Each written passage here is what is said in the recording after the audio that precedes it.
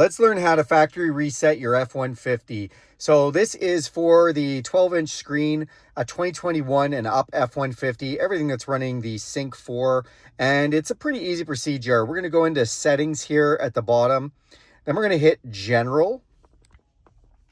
We are going to scroll to the bottom and hit reset. Now there's two options here.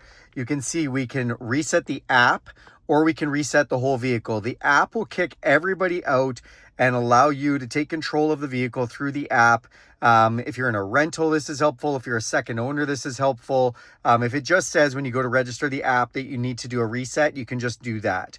Or we can reset everything. If we reset everything, this is preset radio stations, this is Bluetooth connected devices, this is memory profiles, this is everything, all the customization somebody might have done. So I'm going to go ahead and do that today. We're going to hit the factory reset. Now, when this resets, it takes a few seconds. It's not actually terribly long. This processor in this thing's actually pretty decent.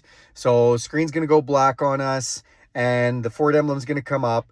And we can hear now, you hear a little static from the radio because it's reset all that. We'll turn that down.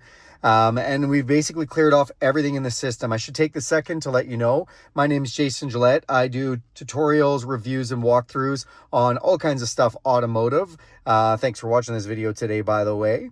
So again, Ford logo's on. Now that this has come back, everything is reset. You can see I'm on AM right now. That's the default station. If we went into the settings, nothing is on here, and we can go in and basically set up new profiles. Set up a new profile. You can go into the phone and add in Bluetooth devices, set up the app. Everything's done for you. So thanks for watching this video, you guys. If you like this one, give it a big thumbs up.